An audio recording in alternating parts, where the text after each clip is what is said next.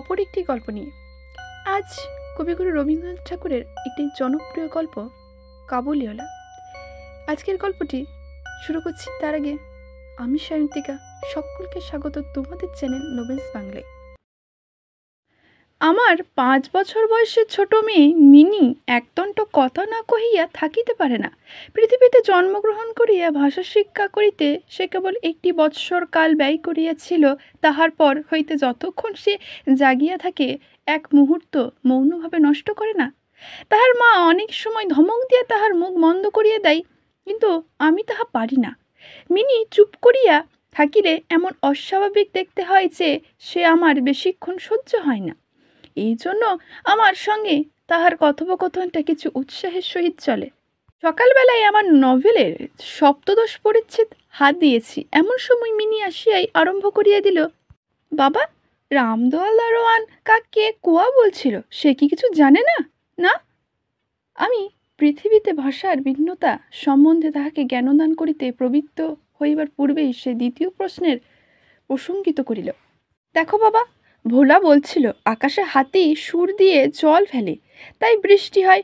মা গো, ভোলা এত মিছিমিছি বকতে পারে, কেবলই বকে, দিন রাত বকে। এ সম্বন্ধে আমার মতামতের জন্য কিছুমাত্র অপেক্ষা না করিয়াই হঠাৎ জিজ্ঞাসা করিয়া বসিল, বাবা, মা তোমার কে হয়? মনে মনে কিছুক্ষণ বলিলাম, শালিকা।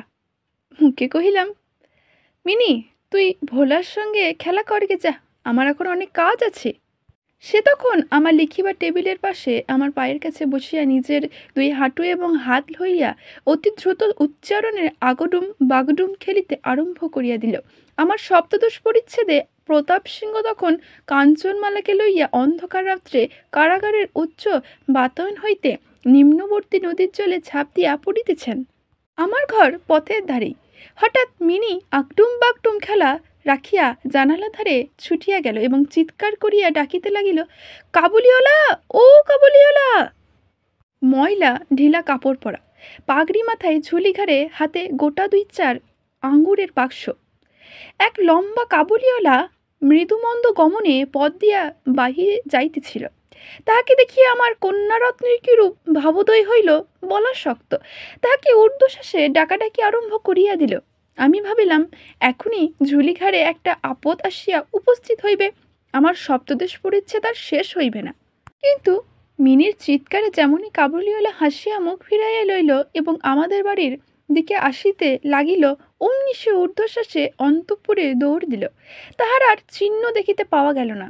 তাহার মনের মধ্যে একটা অন্ধ বিশ্বাসের মতো ছিল যে এই ঝুলিটার ভেতরে সন্ধান করিলে তাহার মতো 2-4টে জীবিত মানব সন্তান পাওয়া যাইতে পারে। এদিকে কাবুলিওয়ালা আসিয়া সহস্যে আমাকে সেলাম করিয়া দাঁড়াইল। আমি ভাবিলাম, যদি প্রতাপ সিংহ এবং কাঞ্চনমালার ব্যবস্থা অত্যন্ত সংকটাপন্ন, তথাপি লোকটাকে ঘরে ডাকিয়া আনিয়া তাহার কাছ হইতে কিছু না কেনাটা ভালো হয় না। কিছু কেনা হলো। তাহার পর 5টা কথা আসিয়া পড়িল। অবদার রহমান রুশ ইংরেজি প্রভৃতি লইয়া সমান্তরাক্ষী নীতি সম্বন্ধে গল্প চলিতে লাগিল। অবশেষে উঠিয়া যাইবার সময় সে জিজ্ঞাসা করিল, বাবু, তোমার লড়কি কোথায় গেল? আমি মিনির অমূলক ভয় ভাঙাটাই দিবার অভিপ্রায়ে তাহাকে অন্তঃপুর হইতে ডাকিয়া আনিলাম। সে আমার গা ঘেঁষিয়া কাবুলির মুখ এবং ঝুলির দিকে সন্ধিক নেত্রক্ষেপ করিয়া দাঁড়াইয়া রহিল। কাবুলি ঝুলির মধ্যে হইতে কিসমিস খোবানি বাহির করিয়া তাহাকে দিতে গেল। সে কিছুতেই লইল না। দ্বিগুণ সন্দেহের সহিত আমার হাঁটুর কাছে সংলগ্ন হইয়া রহিল। প্রথম পরিচয়টা এমনভাবেই হলো। কিছুদিন পরে একদিন সকালবেলায় অবশ্যকবশত বাড়ি হইতে বাহির হইবার সময় দেখি আমার কন্যাটি দ্বারের সমীপস্থ বেঞ্চির উপর বসিয়া অনর্গল কথা কহিতেছে এবং কাবুলিওয়ালা তাহার পদতলে বসিয়া সহাস্যমুখে শুনিতেছে এবং মধ্যে মধ্যে প্রসঙ্গক্রমে নিজের মতামত দো আসলা বাংলায় ব্যক্ত করিতেছে। মিনির 5বর্ষীয় জীবনের অভিজ্ঞতায় বাবা ছাড়া এমন ধৈর্যবান শ্রোতা সে কখনো পায় নাই। আমার দেখি তাহার ক্ষুদ্র আঁচল বাদাম কিশমিশে পরিপূর্ণ। আমি কাবুলিওয়ালাকে কহিলাম, উহাকে এমন কেন দিয়াছ? এমন আর দিও না বলিয়া পকেট হইতে একটা আধুলি লইয়া তাহাকে দিলাম। সে অসংকোচে আধুলি গ্রহণ করিয়া ঝুলিতে পুরিল। বাড়িতে ফিরিয়া আসিয়া দেখি সে আধুলিটি লইয়া 16 আনা গোলযোগ বাঁধিয়া গেছে। মিনির মা একটা শ্বেত চকচকে গোলাকার পদার্থ লইয়া ভৎসনার স্বরে মিনিকে জিজ্ঞাসা করিতেছে, তুই এ আধুলি কোথায় পেলি? মিনি বলিতেছে, কাবুলিওয়ালা দিয়েছে। তাহার মা বলিতেছে, কাবুলিওয়ালার কাছ হইতে আদলি তুই কেন নিতে গেলি? মিনি ক্রন্দনে উপক্রম করিয়া কহিল, আমি আমি চাইনি নিতে, সে সে আপনিই দিলে। আমি আসিয়া মিনিকে তাহার আসন্ন বিপদ হইতে উদ্ধার করিয়া বাহিরে লইয়া গেলাম। সংবাদ পাইলাম কাবুলিওয়ালার সহিত মিনির এই যে দ্বিতীয় সাক্ষাৎ তাহা নহে।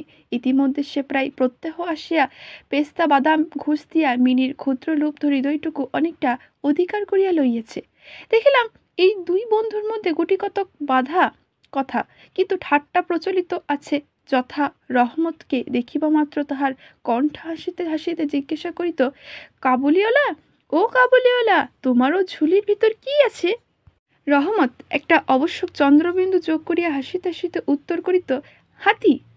অর্থাৎ তাহার ঝুলির ভিতর যে একটা হস্তি আছে, এইটিই তাহার পরিহাসের সূক্ষ্ম মর্ম। খুব যে বেশি সূক্ষ্ম তাহা বলা যায় না, তথাপি এই পরিহাস উভয়ই বেশি একটু কৌতূহল অনুভব করিত। এবং শরৎকালের প্রভাতে একটি বয়স্ক এবং একটি অপ্রাপ্তবয়স্ক শিশুর সরল হাস্য দেখিয়া আমারও বেশ লাগিত। উহাদের মধ্যে আরও একটা কথা প্রচলিত ছিল। রহমত মিনিকে বলিত, খোকি, তুমি শ্বশুরবাড়ি কখনো যাবে না? বাঙালির ঘরের মেয়ে আজন্মকার শ্বশুরবাড়ি শব্দটা সহিত পরিচিত, কিন্তু আমরা কিছু একালের ধরনের লোক হওয়াতে শিশু মেয়েকে শ্বশুরবাড়ির সম্বন্ধে সজ্ঞান করিয়া তোলা হয়নি। এই জন্য রহমতের অপ্রবস্থ রোধটা সে পরিষ্কার বুঝিতে পারিত না। অথচ কথাটার একটা কোনো জবাব না দিয়া চুপ করিয়া থাকা নিতান্ত তাহার স্বভাব বিরুদ্ধ। সে উল্টাইয়া জিজ্ঞেস করিত, তুমি শ্বশুরবাড়ি যাবে? রহমত কাল্পনিক স্বরের প্রতি প্রকাণ্ড মোটা মুষ্টি আস্ফালন করিয়া বলিত, আমি শ্বশুরকে মারবে? শুনি আমি শ্বশুর নামক কোনো এক অপরিচিত জীবনের দুরবস্থা কল্পনা করিয়া অত্যন্ত হাসিত। এখন শুভ্র শরৎকাল। প্রাচীনকালে এই সময়ে রাজারা দিগ্বিজয়ের বাহির হইতেন। আমি কলকাতা ছাড়িয়া কখন কোথাও যাই নাই, কিন্তু সেজন্যই আমার মনটা পৃথিবীরময় ঘুরিয়া বেড়াই। আমি যেন আমার ঘরের কোণে চিরপ্রবাসী। বাহিরের পৃথিবীর জন্য আমার সর্বদা মন কেমন করে। একটা বিদেশের নাম শুনিয়াই অমনি আমার চিত্তে ছুটিয়া যায়, তেমনি বিদেশি লোক দেখিলেই অমনি নদী পর্বত অরণ্যের মধ্যে একটা কুঠিরের দৃশ্যে মনে উদয় হয় এবং একটা উল্লাসপূর্ণ স্বাধীন জীবনযাত্রার কথা কল্পনা জাগিয়া ওঠে। এদিকে আমি এমনই উদ্ভিদ উজ্জ্বল প্রকৃতি যে আমার কোনটুকু ছাড়িয়া একবার বাহির হইতে গেলে মাথায় বজ্রাঘাত হয়। এই জন্য সকালবেলায় আমার ছোট ঘরে টেবিলের সামনে বসিয়া এই কাবুলির সঙ্গে গল্প করিয়া আমার অনেকটা ভ্রমণের কাজ হইত। দুই ধারে বন্ধুর দুর্গম দগ্ধ রত্নবর্ণ উচ্চ পরিগৃহী গিরিশ্রেণীর মধ্যে সংকীর্ণ মরুপথ বোঝাই করা উৎকৃষ্ট শ্রেণী চলিতেছে। পাগড়ির পরা বণিক ও পথিকেরা কেহ বা উঠের পরে কেহ বা পদব্রজে, কাহারো হাতে বর্ষা, কাহারো হাতে সেকালের চকমকি ঠোকা বন্দুক। কাবুলি মেঘমন্দ্রস্বরে ভাঙা বাংলায় স্বদেশের গল্প করিত, আর এই ছবি আমার চোখের সম্মুখে দিয়া চলিয়া যাইত। মিনির মা অত্যন্ত শঙ্কিত স্বভাবের লোক। রাস্তার একটা শব্দ শুনাইলেই তাহার মনে হয় পৃথিবীর সমস্ত মাতাল আমাদের বাড়িটাই বিশেষ লক্ষ্য করিয়া ছুটিয়া আসিয়াছে। এই পৃথিবীটা যে সর্বত্র চোর ডাকাত মাতাল সাপ বাঘ ম্যালেরিয়া শুয়োপোকা আরশোলা এবং গোড়ার দ্বারা পরিপূর্ণ। এতদিন পৃথিবীতে বাস করিয়াছে সে বিভীষিকা তাহার মন হইতে দূর হওয়া যায় না। রহমত কাবুলিওয়ালার সম্বন্ধে তিনি সম্পূর্ণ নিঃসংশয় ছিলেন না। তাহার প্রতি বিশেষ দৃষ্টি রাখিবার জন্য তিনি আমাকে বারবার অনুরোধ করেছিলেন। আমি তাহার সন্দেহ হাসিয়া উড়াইয়া দিবার চেষ্টা করিতে তিনি পর্যায়ক্রমে আমাকে গুটিকতক প্রশ্ন করিতেন। হ্যাঁ গো, কখনই কি কাহারও ছেলে চুরি হয় না? কাবুল দেশে কি দাস ব্যবসায় প্রচলিত নাই? একজন প্রকাণ্ড কাবুলির পক্ষে একটি ছোট ছেলে চুরি করিয়া লইয়া যাইবার একেবারেই কি অসম্ভব? আমাকে মানিতে হইল। ব্যাপারটা যে অসম্ভব তাহা নহে, কিন্তু অবিশ্বাস্য। বিশ্বাস করিবার শক্তি সকলের সমান নহে। এই জন্য আমার স্ত্রীর মনে ভয় রহিলা গেল। কিন্তু তাই বলিয়া বিনা দোষে রহমতকে আমাদের বাড়িতে আসিতে নিষেধ করিতে পারিলাম না। প্রতি বৎসর মাঘ মাসের মাঝামাঝি রহমত এসে চলিয়া যায়। এই সময়টা সমস্ত পাওনার টাকা আদায় করিবার জন্য সে বড় ব্যস্ত থাকে। বাড়ি বাড়ি ফিরিতে হয়, কিন্তু তবু একবার মিনিকে দর্শন দিয়া যায়। দেখিলে বাস্তবিক মনে হয় উভয়ের মধ্যে যেন একটা ষড়যন্ত্র চলিতেছে। সকালে যে দিনে আসিতে পারে না, সে দিনে দেখি সন্ধ্যার সময় আসিয়াছে। অন্ধকারের ঘরের কোণে সেই ঢিলে ঢালা জামা পায়জামা পরা সেই ঝুলিওয়ালা লম্বা লোকটাকে দেখিয়া বাস্তবিক হঠাৎ মনের ভিতরে একটা আশঙ্কা উপস্থাপিত হয়।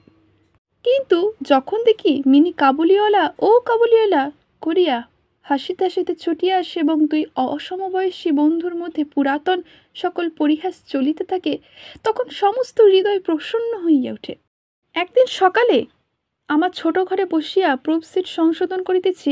বিদায় লইবার পূর্বে আজ 2 দিন হইতে শীতটা খুব কনকন হইয়া উঠিয়াছে। চারিদিকে একবারে হিহিকার পড়িয়া গেছে। জানালা ভেদ করিয়া সকালে রৌদ্রটি টেবিলের নিচে আমার পায়ের ওপর আসিয়া পড়িয়াছে। সেই উত্তাপটুকু বেশ মধুর বোধ হইতেছে। বেলা বোধ করি 8টা হইবে। মাথায় গলাবদ্ধ জড়ানো উষাচরণগণ প্রতিভটনমন সমাধা করিয়া প্রায় সকলে ঘরে ফিরিয়া আসিয়াছে। এমন সময় রাস্তায় ভারী একটা গোল শোনা গেল। চাহিয়া দেখি আমাদের রহমতকে 2 পাহারাওয়ালা বাঁধিয়া লইয়া আসিতেছে। তাহার পশ্চাতে কৌতূহলী ছেলের দল চলিতেছে। রহমতের গাস্ত্রবস্ত্রে রক্তচিহ্ন এবং একজন পাহারাওয়ালা হাতে রক্তাক্ত ছোড়া। আমি দ্বারের বাহিরে গিয়া পাহারাওয়ালাকে দাঁড় করাইলাম। জিজ্ঞাসা করিলাম, ব্যাপারটা কি? যে আমাদের প্রতিবেশী একজন লোক রামপুরি চাদরের জন্য রহমতের কাছে কিঞ্চিৎ ধারিত মিথ্যাপূর্বক সেই দেনা সে অস্বীকার করে এবং তাহারি লইয়াই বচসা করিতে করিতে রহমত তাহাকে এক ছুরি বসাইয়া দিয়াছে। রহমত সেই মিথ্যাবাদীর উদ্দেশ্যে নানারূপ অশ্রাব্য গালি দিতেছে। এমন সময় কাবুলিওয়ালা করিয়া ডাকিতে ডাকিতে মিনি ঘরের বাইরে আসিয়া হাজির হইল। রহমতের মুখ মুহূর্তের মধ্যে কৌতূহল হাস্যে প্রফুল্ল হইয়া উঠিল। তাহার স্কন্ধে আজ ঝুলি ছিল না, সুতরাং ঝুলি সম্বন্ধে তাহাদের অভ্যস্ত আলোচনা হইতে পারিল না। মিনি একবারই তাহাকে জিজ্ঞাসা করিল, তুমি শ্বশুরবাড়ি যাবে? রহমত হাসিয়া কহিল, সেখানেই যাচ্ছি। দেখিল উত্তরটা মিনির হাস্যজনক হইল না। তখন হাত দেখাইয়া বলিল, শ্বশুরাকে মারিতাম, কিন্তু কি করিব, হাত বাঁধা। সাংঘাতিক আঘাত করা অপরাধ কয়েক বৎসর রহমতের কারাদণ্ড হইল। তাহার কথা এক প্রকার ভুলিয়াই গেলাম। আমরা যখন ঘরে বসিয়া চিরাব্যস্ত মতো নিত্য কাজের মধ্যে দিয়ে দিনের পর দিন কাটাইতাম, তখন একজন স্বাধীন পূর্বোচ্চারী পুরুষ কারাপ্রাচীরের মধ্যে যে কেমন করিয়া বর্ষোচ্চাপন করিতেছে তাহা আমাদের মনে উদয় হইতে না। আর চঞ্চল হৃদয় মিনির আচরণ যে অত্যন্ত লজ্জাজনক তাহা তাহার বাপকেও স্বীকার করিতে হয়। সে স্বচ্ছন্দে তাহার পুরাতন বন্ধুকে বিস্মিত হইয়া প্রথমে নবীসহিয়ের সহিত সূক্ষ্ম স্থাপন করিল। পরে ক্রমে যত তাহার বয়স বাড়িয়া উঠিতে লাগিল, ততই সখার পরিবর্তে একটি একটি করিয়া সখী জুটিতে লাগিল। এমনকি এখন তাহার বাবার লিখিবার ঘরেও তাহাকে আর দেখিতে পাওয়া যায় না। আমি তো তাহার সহিত এক প্রকার আড়ি করিয়াছি। কত বৎসর কাটিয়া গেল, আরেকটি শরৎকাল আসিয়াছে। আমার মিনির বিবাহের সম্বন্ধ স্থির হইয়াছে। পূজার ছুটির মধ্যে তাহার বিবাহ হইবে। কৈলাসবাসিনীর সঙ্গে সঙ্গে আমার ঘরের আনন্দময়ী পিতৃভবন অন্ধকার করিয়া পতিগৃহ যাত্রা করিবে। প্রভাতটি অতি সুন্দর হইয়া উদয় হইয়াছে। বর্ষার পরে এই শরতের নতুন ধৌত রৌদ্র যেন সোহাগায় গলানো নির্মল সোনার মতো রং ধরিয়াছে। এমনকি কলিকাতার গলির ভিতরকার ইষ্টকজর্জর অপরিচ্ছন্ন ঘেঁষাঘেঁষি বাড়িগুলোর ওপরে এই রৌদ্রের আভা একটি অপূর্ব লাবণ্য বিস্তার করিয়াছে। আমার ঘরে আজ রাত্রি শেষ হইতে না হইতেই সানাই বাজিতেছে। সে বাঁশি যেন আমার বুকের পাঁজরের হাড়ের মধ্যে হইতে কাঁদিয়া কাঁদিয়া বাজিয়া উঠিতেছে। করুণ ভৈরবী রাগিনীতে আমার আসন্ন বিচ্ছেদ ব্যথাকে শরতের রৌদ্রের সহিত সমস্ত বিশ্বজগৎময় ব্যাপ্ত করিয়া দিতেছে। আজ আমার মিনির বিবাহ। সকাল হইতে ভারী গোলমাল, লোকজনের আনাগোনা, উঠানে বাঁশ বাঁধিয়া পাল টাঙানো হইতেছে বাড়ির ঘরে ঘরে এবং বারান্দার ঝাড় টাঙাইয়া বা ঠুংঠাং শব্দ উঠিতেছে। হাঁক ডাকের সীমা নাই। আমি আমার লিখিবার ঘরে বসিয়া হিসাব দেখিতেছি, এমন সময় রহমত আসিয়া সেলাম করিয়া দাঁড়াইল। আমি প্রথমে তাহাকে চিনিতে পারিলাম না। তাহার সে ঝুলি নাই, তাহার সে লম্বা চুল নাই, তাহার শরীরের পূর্বের মতো সে তেজও নাই। অবশেষে তাহার হাসি দেখিয়া তাহাকে চিনিলাম। কহিলাম, কি রে রহমত, কবে আসিলি? সে কহিল, কার সন্ধ্যাবেলা জেল হইতে খালাস পাইয়াছি। কথাটা শুনিয়া কেমন কানে খট করিয়া উঠিল। কোনো খুনিকে কখনো প্রত্যাহ দেখি নাই। ইহাকে দেখিয়া সমস্ত অন্তরকরণ যেন সংকুচিত হইয়া গেল। আমার ইচ্ছা করিতে লাগিল আজিকার এই শুভ দিনে এই লোকটা এখানে হইতে গেলেই ভালো হয়। আমি তাহাকে কহিলাম, আজ আমাদের বাড়িতে একটা কাজ আছে, আমি কিছু ব্যস্ত আছি, তুমি আজ যাও। কথাটা শুনিয়া সে তৎক্ষণাৎ চলিয়া যাইতে উত্ত্যক্ত হইল। অবশ্য দরজার কাছে গিয়ে একটু ইতস্তত করিয়া কহিল, খুকিকে একবার দেখিতে পাইব না? তাহার মনে বুঝি বিশ্বাস ছিল মিনি সেই ভাবেই আছে। সে যেন মনে করিয়াছিল মিনি আবার সেই পূর্বের মতো কাবুলিওয়ালা ও কাবুলিওয়ালা করিয়া ছুটিয়া আসিবে। তাহার সেই অত্যন্ত কৌতূহল পুরাতন হাস্যলাভের কোনরূপ ব্যাহত হইবে না। এমনকি পূর্ববন্ধুত্ব স্মরণ করিয়া সে এক বক্স আঙ্গুর এবং কাগজের মরকি কিঞ্চিত কিশমিশ বাদাম বোধ করি কোনো স্বদেশীয় বন্ধুর নিকট হইতে চাহিয়া চিন্তায় সংগ্রহ করিয়া আনিয়াছিল। তাহার সে নিজের ঝুলিটা আর ছিল না। কহিলাম, আজ বাড়িতে কাজ আছে, আজ আর কাহারও সহিত দেখা হইতে পারবে না। সে যেন কিছু ক্ষুণ্ণ হইল, স্তম্ভভাবে দাঁড়াইয়া একবার স্থির দৃষ্টিতে আমার মুখের দিকে চাহিল, তারপর বাবু সেলাম বলিয়া দাড়ির বাহিরে হইয়া গেল। আমার মনে কেবল একটু ব্যথা বোধ হইল। মনে করিতেছি তাহাকে ফিরিয়া ডাকিব, এমন সময় দেখে সে আপনি ফিরিয়া আসিতেছে। কাছে আসিয়া কহিলেন, এই আঙুলগুলো এবং কিঞ্চিত কিশমিশ বাদাম খুকির জন্য আনিয়াছিলাম, তাহাকে দিয়ে দেবেন? আমি সেগুলি লইয়া দাম দিতে উদ্যক্ত হইলে সে হঠাৎ আমার হাত চাপিয়া ধরিল, কহিল, আপনার বহু দয়া আমার চিরকাল স্মরণ থাকিবে। আমাকে পয়সা দিবেন না বাবু। তোমার যে একটি লড়কি আছে, তেমনি দেশে আমার একটিও লড়কি আছে। আমি তাহারই মুখখানি স্মরণ করিয়া তোমার খকির জন্য কিছু কিছু মেওয়া হাতে লইয়া আসি। আমি সে সওদা করিতে আসি না। এই বলিয়া সে আপনার মস্ত ঢিলা জামাটার ভেতর হইতে হাত চালাইয়া দিয়া বুকের কাছে কোথা হইতে এক টুকরো ময়লা কাগজ বাহির করিল। বহু সযত্নে ভাঁজ খুলিয়া দুহস্তে আমায় টেবিলের ওপর মিলিয়া ধরিল। দেখিলাম কাগজের ওপর একটি ছোট হাতের ছাপ। ফটোগ্রাফার নহে, তেলের ছবি নহে। হাতে খানিকটা ভূষা মাখাইয়া কাগজের ওপরে তাহার চিহ্ন ধরিয়া লইয়াছে।